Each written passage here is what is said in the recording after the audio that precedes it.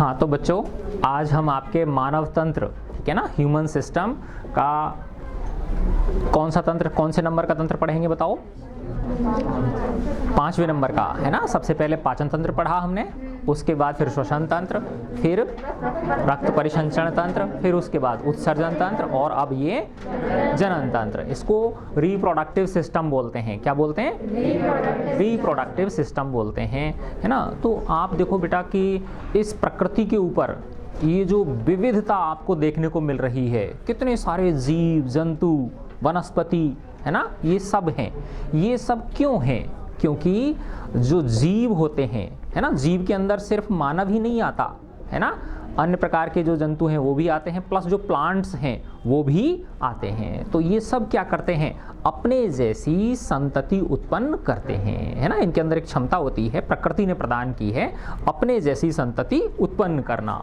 संतति को हम ऑफस्प्रिंग बोलते हैं। क्या बोलते हैं? ऑफस्प्रिंग, संतान, ठीक है। तो पौधे का जो छोटा पौधा होता है, जैसे बीज गिर जाता है, निबोरी गिर जाती है नीम की, है ना, तो छोटा सा पौधा उगाता है उसमें से, तो वो उसकी क्या है? ऑफस्प्रिंग है, उसकी क्या है? वो संतति है।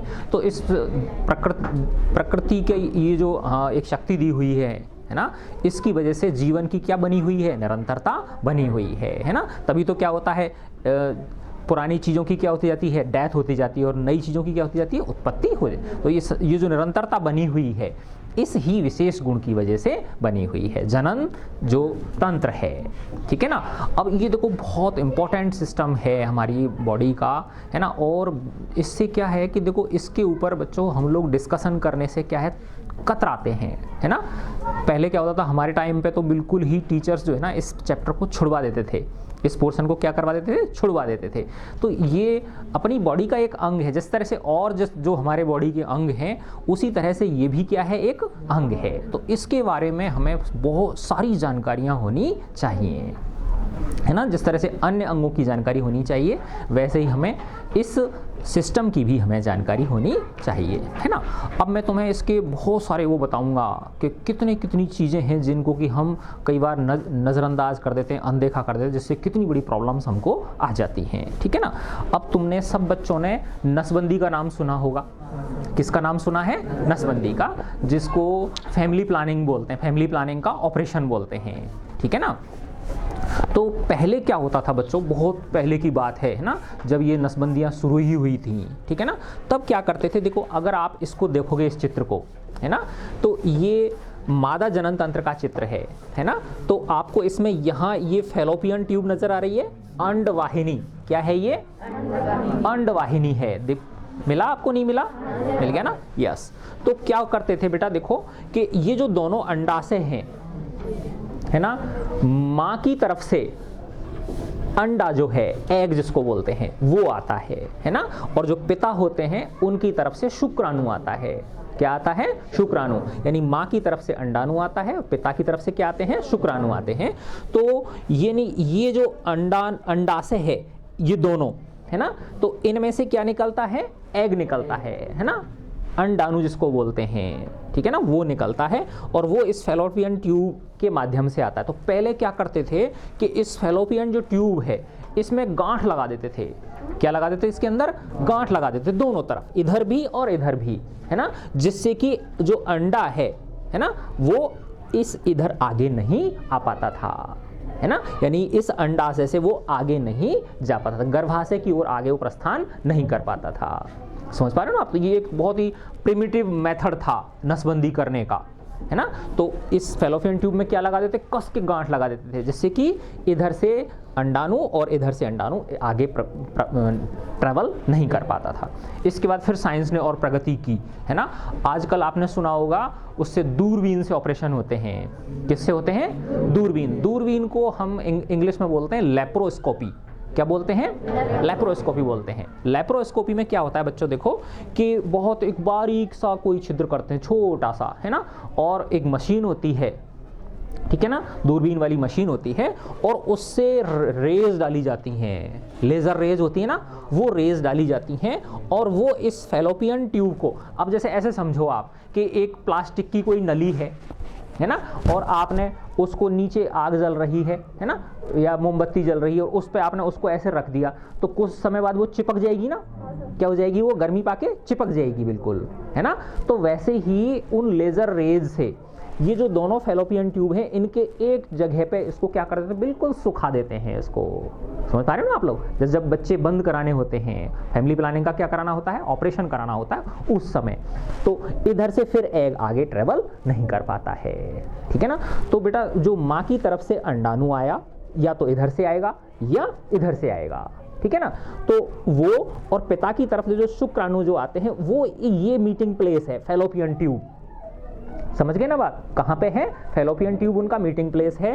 तो इस जगह पे उस लेजर से क्या कर देते हैं, उसको सुखा देते हैं। समझ गए ना बात। तो इसका मतलब माँ की तरफ से जो अंडा आया वो और पिता की तरफ से जो शुक्र आया वो, उनका क्या नहीं हो पाते हैं, वो मीट नहीं कर पाते हैं, ठीक है ना। तो ये क्या हो गया, फैमिली प्लानिंग का ऑपरेशन हो गया, ठीक है। अब इसमें एक बहुत इंपॉर्टेंट चीज़ है, आपने बच्चों देखा होगा गाँव के अंदर बहुत सारी महिलाएं, बहुत ज़्यादा मात्रा में, और तुमने अगर कभी सुना हो कि भाई उनके बच्चेदानी का ऑपरेशन कराया उन्होंने, सुना होगा आप लोगों ने, किसका ऑपरेशन कराया, बच्चेदानी का। और ये मान के चलो कि 40 से बाद तो बहुत अक्सर ये चीज़ें होती हैं, है ना। अब ये आखिर आवश्यकता क्यों पड़ी, बच्चेदानी का मतलब है बेटा ये जो गर्भाशय है, एक लिखा हुआ है ना इसके, देखो आप अंदर गर्भाशय लिखा हुआ है। ये गर्भाशय क्या है, एक थैली है, एक थैलीनुमा संरचना है। समझिए ना आप, किसकी है बताओ, कोशिकाओं की है, ऊतकों की है, कोई प्लास्टिक की थैली तो है नहीं, ठीक है ना। कोशिकाओं की और ऊतक की क्या है, एक थैलीनुमा संरचना है ना। तो जो माँ की तरफ से अंडाणु आया था और पिता की तरफ से शुक्राणु आया था, है ना, तो उनका मीटिंग कहाँ हुई, फैलोपियन ट्यूब पे हुई। और जब वो, यानी बेटा देखो आधी आधी कोशिकाएं होती हैं, ये पता है आपको, जो अंडाणु होता है माँ की तरफ से आता है वो आधी कोशिका होती है, और पिता की तरफ से जो शुक्राणु आता है वो भी क्या होती है, आधी कोशिका होती है, और दोनों मिला के एक कोशिका बन जाती है। समझ गए ना बात, क्या बन गई, एक कोशिका। और फिर तुमने पढ़ा होगा कोशिका का विभाजन होता है, फिर कोशिका का क्या होता है, विभाजन होता है, तब जाके वो भ्रूण में परिवर्तित हो जाता है। फिर किस में परिवर्तित होता है, भ्रूण, बहुत छोटा सा, है ना, जिसको जाइगोट बोलते हैं, है ना।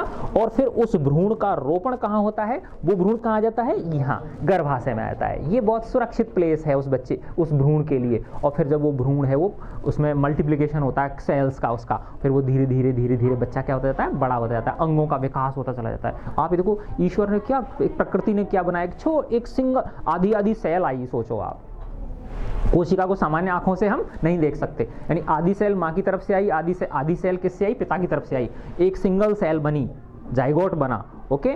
और फिर वो उस भ्रूण का रोपण कहाँ हुआ, इस गर्भाशय में हुआ, ठीक है ना। अब मैं तुम्हें बहुत सारी चीज़ें बताऊंगा अभी इसके बारे में, है ना, कि जो ये होता है, क्या नाम है, मासिक धर्म जो होता है, वो उसके पीछे क्या लॉजिक है, किस तरह से ये चीज़ें होती हैं। और मैं एक बहुत इंपॉर्टेंट पॉइंट पे आने वाला हूँ, जो भी मैं तुमसे कह रहा हूँ कि गाँव के अंदर बहुत ज़्यादा प्रतिशत में महिलाओं के गर्भाशय के अंदर जो बच्चेदानी होती है, सामान्य भाषा में क्या बोलते हैं वो लोग, बच्चेदानी बोलते हैं, उनका क्या कराना पड़ता है, उनको ऑपरेशन कराना पड़ता है। अर्थात ऑपरेशन के द्वारा इस गर्भाशय को, बच्चेदानी को, यूट्रस को, इंग्लिश में क्या बोलते हैं इसको, यूट्रस बोलते हैं, इसको ऑपरेशन से बाहर निकालना पड़ता है ना। अब आपने कभी सुना है कि जैसे कई एक्सीडेंट हो जाता है ना कई बार, है ना, और माना फ्रैक्चर हो गया, ज़्यादा चोट लग गई, है ना, और पैर के अंदर संक्रमण बढ़ गया, इन्फेक्शन बढ़ गया, तो डॉक्टर फिर पैर को काटता है ना। और अगर ज़्यादा इन्फेक्शन बढ़ गया तो फिर ऊपर से काट देता है वो, है ना, क्योंकि व्यक्ति की क्या बचानी है, उसको जान बचानी है, नहीं तो वो एक इन्फेक्शन कहाँ फैल जाएगा, पूरी बॉडी में फैल जाएगा। और अगर ऊपर आ गया, यहाँ से ऊपर आ गया, तो फिर ये वाला पार्ट कितना इंपॉर्टेंट है तुमको पता ही है, फिर व्यक्ति क्या हो जाएगी, मृत्यु हो जाएगी। समझे ना बात, ठीक है ना। तो अब वो बच्चेदानी को क्यों निकलवाना पड़ा उनको, क्योंकि उसके अंदर क्या हो गया, इन्फेक्शन हो गया, क्या हो गया, इन्फेक्शन हो गया, है ना। अब वो इन्फेक्शन हुआ क्यों, इन्फेक्शन बेटा होने का सबसे बड़ा जो कारण है वो है कि जो ग्रामीण महिलाएं होती हैं, है ना, वो बेटा इतना काम करती हैं दिन भर, सुबह से लेके पहले घर का काम निपटाएंगी बेचारी, है ना, भैंसों का करेंगी, गाय का गोबर पानी वगैरह पानी लाएंगी, है ना, फिर घर का काम करेंगी, फिर पति की हेल्प कराने के लिए उनको कहाँ भी जाना पड़ता है बताओ, खेत में भी जाना पड़ता है, यानी पुरुष से दुगना काम किनको करना पड़ता है बताओ, महिला। तो वो अपने शरीर का ध्यान नहीं रख पाती, अपनी बॉडी की केयर वो नहीं कर पाती। तो जब जो वो मासिक स्राव होता है, जो मंथली पीरियड का टाइम होता है, उस समय क्या होता है बेटा कि अब मैं बताऊंगा कि ये ऐसा होता क्यों है, ठीक है ना। तो उस समय महिलाओं को बहुत ज़्यादा सावधानी रखने की ज़रूरत होती है, ठीक है ना। यानी आजकल गवर्नमेंट तुमको पता है बेटा कि वो मिलती हैं, क्या नाम है, डिस्पेंसरीज वगैरह पे सैनिटरी पैड्स मिलते हैं कि नहीं मिलते हैं, और शायद बहुत कम दामों में मिलते हैं या फ्री मिलते हैं, है ना, गवर्नमेंट देती है इन चीज़ों को। तो वो क्या है बेटा कि अगर जो हमने कपड़ा इस्तेमाल किया उस दौरान, मासिक जो धर्म होता है, ऋतुस्राव जो होता है, मंथली जो साइकिल होता है, ये प्रकृति की वो है ना। जिस तरह से बेटा हमको भूख लगती है ना, जिस तरह से हमें नींद आती है, जिस तरह से हमारा उत्सर्जन होता है, प्रोजना की प्रक्रिया है हमारी, तो वैसे ही वो एक क्या है, प्रकृति की प्रक्रिया है। उसको हमें गंदे नज़रों से नहीं देखना चाहिए कि ये बहुत गंदी चीज़ है या क्या है ना। एक बॉडी की एक सामान्य प्रक्रिया है, उसको उस दृष्टिकोण से हमें देखना चाहिए। तो उस समय क्या करते हैं वो कि उस पीरियड में साफ जो है ना वो कपड़े का इस्तेमाल नहीं करते। अब तो बेटा धीरे धीरे गांव के अंदर भी इनकी पहुंच होने लगी है, जो सैनिटरी पैड्स हैं वो गांव में भी पहुंचने लगे हैं, है ना।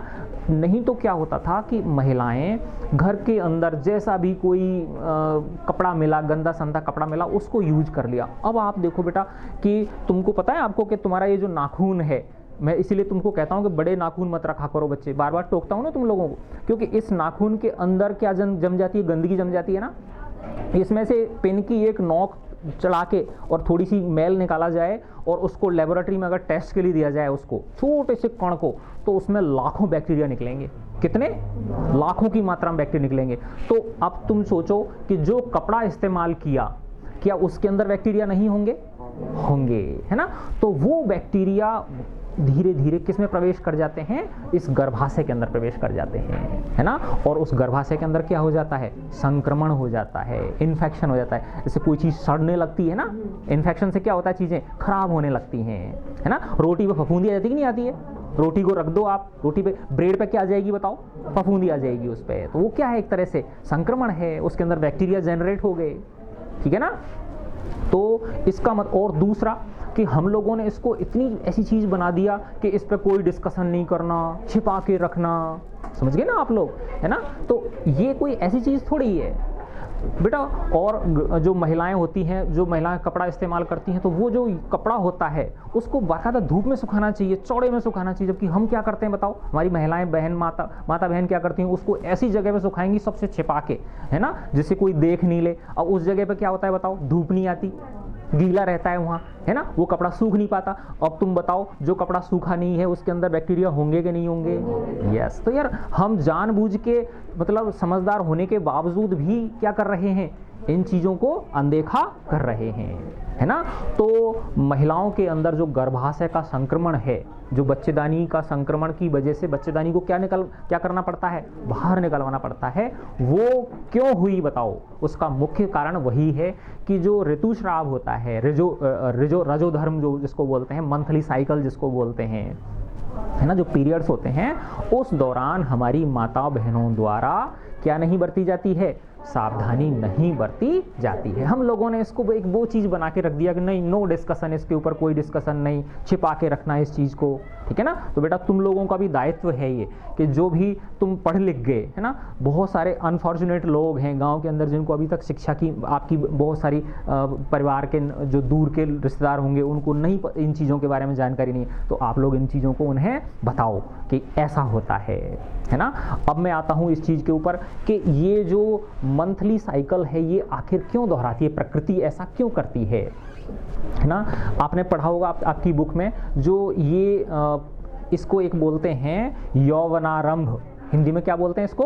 यौवनारंभ बोलते हैं, इंग्लिश में इसको प्यूबर्टी बोलते हैं। और ये जो प्यूबर्टी है ना, ये बहुत जल्दी शुरू हो जाती है, शायद 12-13 वर्ष की उम्र में ही क्या होता है? शुरू हो जाती है। ये समझ रहे हो ना आप लोग, है ना। तो अब आप देखो बेटा कि ये जो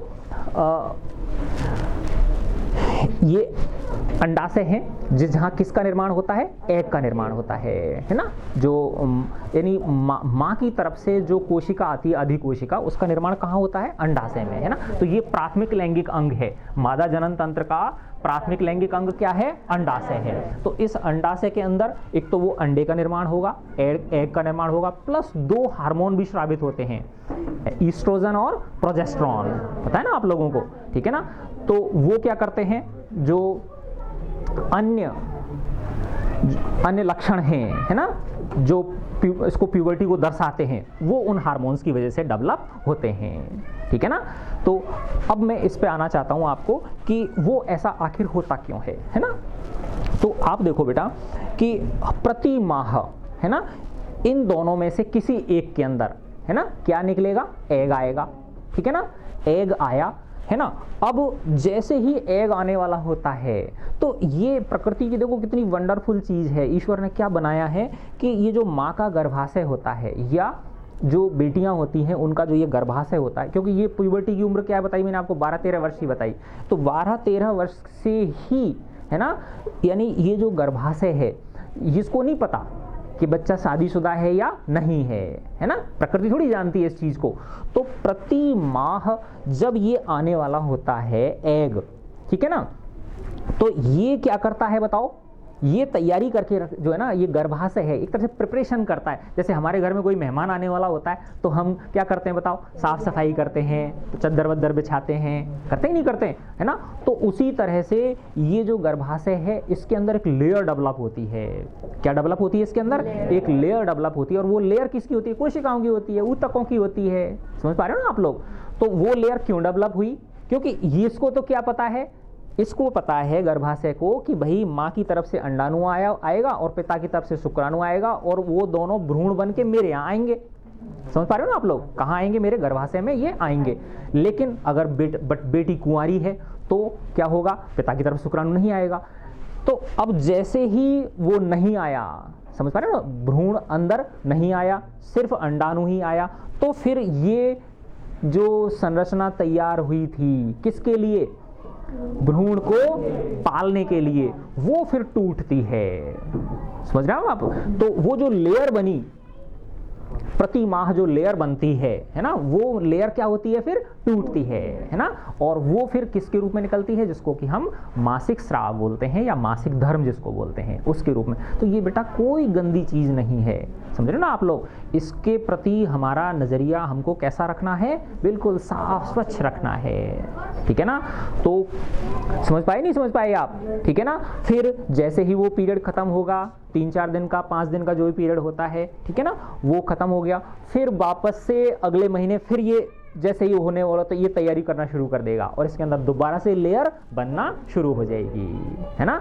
तो जब तक बेटी कुंवारी है तब तक क्या होगा बताओ, है ना, ये ऐसा होता रहेगा। और जब संतान उत्पन्न होने वाली होती है, जब माँ की तरफ का अंडाणु और पिता की तरफ का शुक्राणु जब वो मीट हो जाते हैं, और जब किसका निर्माण हो जाता है? भ्रूण का निर्माण हो जाता है। और जब भ्रूण यहाँ पे स्थापित हो जाता है इस जगह पे, ठीक है ना, फिर तो उसके लिए चाहिए ना, है ना, ये वो उसके लिए पोषण भी चाहिए, है ना। तो ये प्लेसेंटा होती है, इसकी जो लेयर होती है ना, उसके थ्रू उसको क्या मिलता है? न्यूट्रिशन मिलता है, पोषण मिलता है भ्रूण को।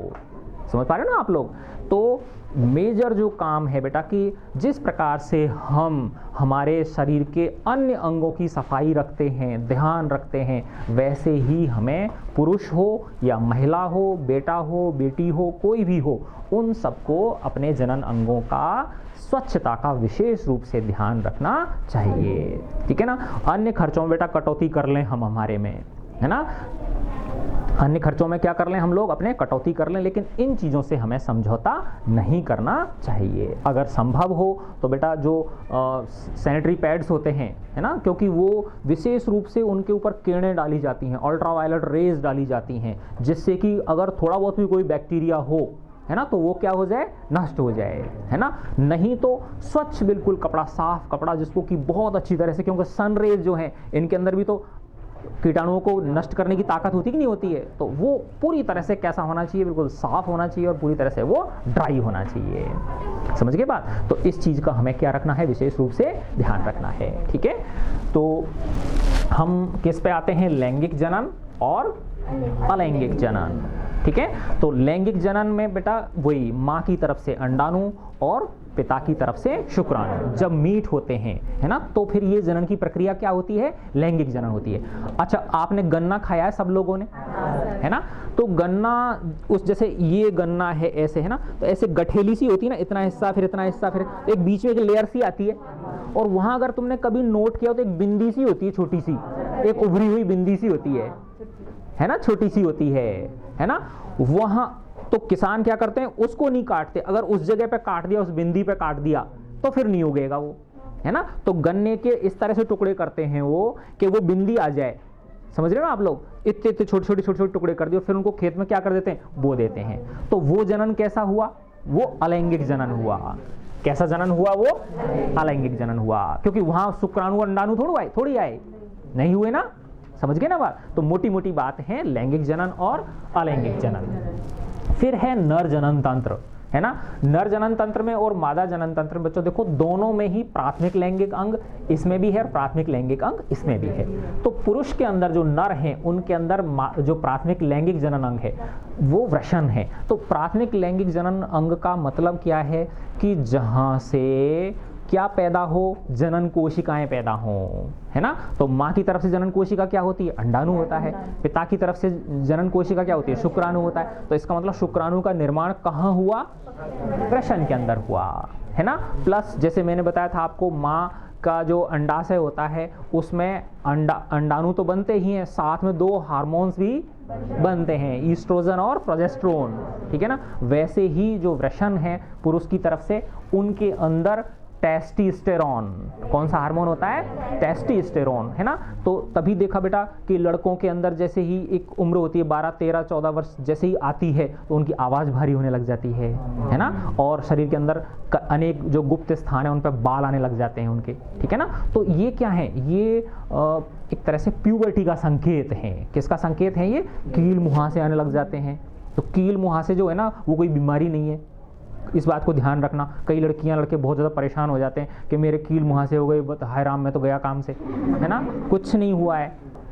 कुछ दिनों बाद क्या होगा ये अपने आप, हाँ, बस आपको क्या करना है, इसको छेड़ना नहीं है, नहीं तो वहीं पे हाथ रखा रहता है उनका। हाथ के अंदर कितने, मैंने बताया ना आपको, आपके नाखून के नीचे से थोड़ा सा भी एक स्पेसिमेन ले लिया जाए उसमें लाखों बैक्टीरिया निकलेंगे, है ना। तो डोंट टच योर फेस कभी भी, है ना, और बार बार क्या करो, उसको साफ पानी से धो, है ना, जिससे क्या धूल मिट्टी क्या हो जाए, साफ हो जाए। साफ कपड़े से क्या करो, उसको साफ कर लो, समझे ना बात। तो ये चीजें हैं, उनमें ज्यादा परेशान होने की आवश्यकता नहीं है, वो कोई बीमारी नहीं है, ठीक है ना। तो प्राथमिक लैंगिक अंग समझ में आ गया आपके, ठीक है ना। अब देखो इसके अंदर मैं आपको बताता हूं, ये जो पुरुष जननांग है, ठीक है ना, तो इसमें किसके अंदर, वृषण के अंदर किसका निर्माण हुआ, शुक्राणु का निर्माण हुआ, ठीक है ना। और फिर एक शुक्र वाहिनी के द्वारा, किसके द्वारा, शुक्र वाहिनी के द्वारा जो शुक्राणु है वो शुक्राशय के अंदर जाके स्टोर होते हैं। कहाँ स्टोर होते हैं, शुक्राशय के अंदर जाके स्टोर होते हैं। और अगर आप देखोगे तो यहाँ शुक्राशय के नीचे एक ग्रंथि भी है, प्रोस्टेट ग्रंथि। क्या है, एक प्रोस्टेट ग्रंथि है, ठीक है ना, एक प्रोस्टेट ग्रंथि है। और फिर इसके बाद में तो ये मोटे मोटे इसके ये नर जनन तंत्र के अंग हो गए, है ना। अब इसमें देखो द्वितीय लैंगिक अंग के अंदर कौन कौन से आते हैं, इसमें वृषण कोश हो गया, है ना, वृषण कोश, जिसमें वृषण क्या होते हैं, स्थापित होते हैं, वो वाला एरिया जो वृषण कोश बोलते हैं। शुक्र वाहिनी को हम वास डिफरेंस बोलते हैं, इंग्लिश में क्या बोलते हैं इसको, वास डिफरेंस बोलते हैं, ठीक है। और अच्छा देखो बेटा, ये जो वृषण कोश है ये हमारी बॉडी से, जो मेल होते हैं उनकी बॉडी से अलग होता है। ये क्यों होता है, क्योंकि हमारी बॉडी के अंदर टेम्परेचर ज़्यादा है ना, तो इतने ज़्यादा टेम्परेचर पे, है ना, बॉडी का जो हमारा नॉर्मल टेम्परेचर है वो उन शुक्राणुओं के लिए ज़्यादा है। अगर ये बॉडी के अंदर होते तो शुक्राणुओं की क्या हो जाती, मृत्यु हो जाती उनकी, है ना, वो नष्ट हो जाते। तो इसलिए ये बाहर स्थापित किया गया है। प्रकृति ने देखो कितनी वंडरफुल मशीनरी ये तैयार की है ना। शुक्र वाहिनी हो गया, फिर शुक्राशय हो गया जहाँ पे ये क्या होते हैं, स्टोर होते हैं, प्रोस्टेट ग्रंथि हो गई, मूत्र मार्ग हो गया और शिश्न हो गया, ठीक है। इसके बाद फिर आते हैं हम मादा जनन तंत्र। तो देखो मादा जनन तंत्र के बारे में मैंने आपको बताया, दोनों तरफ क्या है, अंडाशय हैं, ठीक है ना, दोनों तरफ अंडाशय हो गए। अंडाशय के बाद फिर ये क्या है, दोनों देखो ये घूमनुमा जो है ये फेलोपियन ट्यूब है, क्या है ये? Fallopian tube. इसको हिंदी में क्या बोलते हैं? अंडवाहिनी बोलते हैं इसको। क्या बोलते हैं इसको? अंडवाहिनी बोलते हैं इसको। ठीक है, तो ये अंडवाहिनी हो गई, है ना, उदर गुहा के पीछे फैली रहती हैं और यह निषेचन क्रिया के लिए अनुकूल परिस्थितियां बनाने में मदद करती है। तो देखो बेटा, मैंने अभी तुमको पहले ही बताया था कि माँ की तरफ से जो एग आया, है ना, और पिता की तरफ से जो स्पर्म आया, शुक्राणु को इंग्लिश में क्या बोलते हैं? स्पर्म, और अंडाणु को क्या बोलते हैं इंग्लिश में? एग।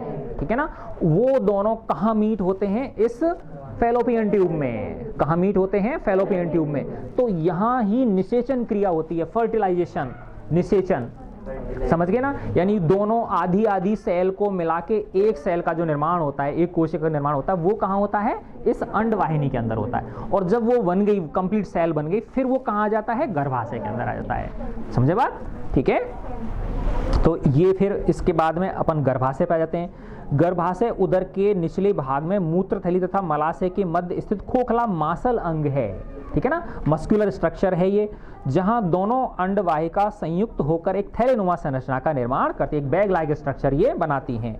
इसका चौड़ा भाग ऊपर की ओर तथा संकरा भाग नीचे की ओर होता है। गर्भाशय ग्रीवा योनि में खुलता है। गर्भाशय में शुक्राणु तथा निषेचित अंड स्थापित हो भ्रूण का विकास करता है। माता तथा भ्रूण के मध्य स्थापित कड़ी प्लेसेंटा का रोपण भी गर्भाशय में ही होता है। ठीक है ना, तो वो जो अंदर जो लेयर बनी जिससे कि बच्चा क्या प्राप्त करता है? न्यूट्रिशन प्राप्त करता है। ठीक है ना, जो माँ के गर्भ में होता है उस समय। ठीक है, इसके बाद फिर आ जाता है योनि। फिर आते हैं अपन प्रजनन की अवस्थाएं। देखो बेटा, इसी के लिए मैंने आजकल जागरूकता बढ़ रही है इस चीज के बारे में। आपने एक मूवी आई थी ना अक्षय कुमार की, क्या नाम था? पैडमैन। यस, है ना, जिसने अगर नहीं देखी है तो वो देखना, उस मूवी को जरूर देखना, है ना। तो इन चीजों के ऊपर धीरे धीरे क्या हो रहा है बेटा, देखो पहले ये बहुत स्ट्रिक्टनेस थी इनके बारे में, है ना, इन चीज़ों को बहुत दबा छिपा के रखा जाता था। अब जैसे जैसे बच्चे पढ़ लिख रहे हैं, बेटियां पढ़ रही हैं, बेटे पढ़ रहे हैं, वैसे वैसे समाज के अंदर क्या आ रही है? जागरूकता आ रही है, इनके ऊपर खुल के चर्चा होने लगी है ना। अब देखो बेटा, तुमने कई बार देखा होगा किसी को कोई परेशानी है, कोई बताता ही नहीं है अपने को, बुखार संबंधी परेशानी आ जाएगी उसको या अन्य बीमारी हो जाएंगी, है ना, तो वो दिखा लेगा डॉक्टर के पास में। अगर माना जनन तंत्र संबंधित कोई दिक्कत है तो वो जाता ही नहीं डॉक्टर के पास में, शर्म आती है उसको। अरे भाई, ये भी तो शरीर का एक अंग है ना, तो इसमें किसी प्रकार की हमको शर्म। जिस तरह से मैंने तुम्हें मानसिक रोगों के बारे में बताया था ना कि मानसिक रोग भी क्या है? एक बीमारी है। यस, किसी को शक हो रहा है यार मेरे को पीछे कोई पड़ रहा है ना, मैं ताला लगा के आया कि नहीं आया घर का, वापस जाएगा देखने के लिए, है ना, फिर लटका हुआ है फिर वापस आ जाएगा। समझ गए ना बात? तो ये इस तरह की जो प्रवृत्तियां होती हैं शक की, या कोई मुझे प्यार नहीं करता, सब मेरा उल्टा ही उल्टा ले रहे हैं, ऐसे होता है कि नहीं होता है? ठीक है ना, तो ये क्या है? मानसिक बीमारियां हैं। या किसी को बहुत ज़्यादा क्रोध आता है, बहुत ज़्यादा गुस्सा आ रहा है जिसको, ठीक है ना, या कोई व्यक्ति नशा करता है। आप लोग कोई नशे की जो बीमारी है ना, आजकल हर समाज में कितनी ज़्यादा हो रही है ये, है ना, लेकिन ये बीमारी है, यस, इसका भी इलाज होता है। पता ही नहीं है लोगों को कि नशे का भी इलाज होता है, डी एडिक्शन होता है इसका, डॉक्टर होते हैं इसके, वहाँ जाओ भाई, उनसे कंसल्ट करो, वो दवाइयाँ देंगे और आदमी क्या हो जाएगा? ठीक हो जाएगा। समझ रहे हो आप लोग इस चीज़ को? ठीक है, तो देखो वापस से फिर अपन एक बार यहाँ देखते हैं, ये पढ़ लिया हमने, ये पढ़ लिया मादा जनन इनके, ये पढ़ लिए, है ना। फिर आते हैं अपन प्रजनन की अवस्थाएं। प्रजनन की अवस्थाओं में देखो युग्मक जनन, क्या है ये?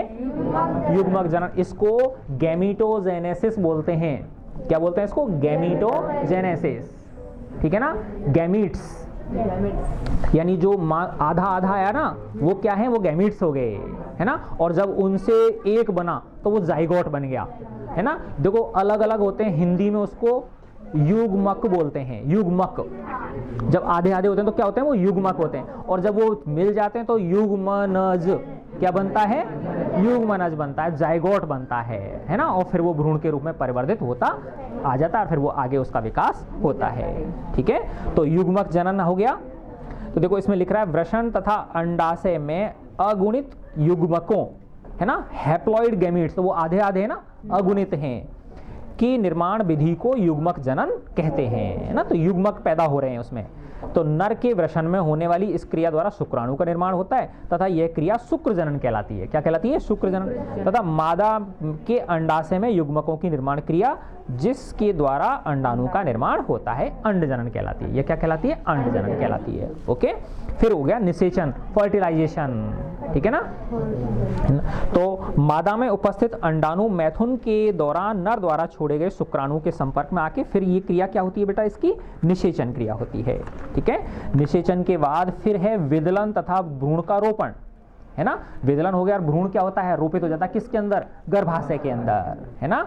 और फिर वो पोषित होता रहता है, उसकी जो एक नियमित अवधि होती है ना, नॉर्मली 9 माह होती है। उसके बाद फिर बच्चा जो है ना परिपक्व हो जाता है और फिर वो प्रसव के द्वारा इस दुनिया में बाहर आ जाता है। तो देखो ये बेटा एक प्रकृति की है। आज देखो अगर ये प्रकृति द्वारा ये प्रक्रिया नहीं होती तो आज हम क्या लोग यहाँ बैठे हुए होते? क्या नहीं होते? ये संसार अब तक नष्ट हो गया होता, नथिंग एल्स, कुछ नहीं, है ना। तो ये एक बहुत ही पवित्र प्रक्रिया है ना। इसे हमें गंदी वस्तु बना के नहीं रखना है कि इसकी ये बहुत गंदी है, इसके ऊपर कोई चर्चा नहीं की जानी चाहिए, ठीक है ना। तो विशेष रूप से इन चीज़ों को हमें क्या रखना है? इसका ध्यान रखना है, ठीक है ना। तो देखो मैंने इसके बारे में आपको इसमें किस चीज़ का सबसे इंपॉर्टेंस बताई? जानकारी होना प्लस स्वच्छता का ध्यान रखना। किसका ध्यान रखना? स्वच्छता का हमें विशेष रूप से ध्यान रखना है, ठीक है। आप लोगों को कोई प्रश्न पूछना हो इसके संबंधित तो आप लोग क्या कर सकते हैं? कोई भी प्रश्न अगर आपके दिमाग में आ रहा है तो आप पूछ सकते हो मेरे से, ठीक है। नो डाउट आपको? चलो ठीक है।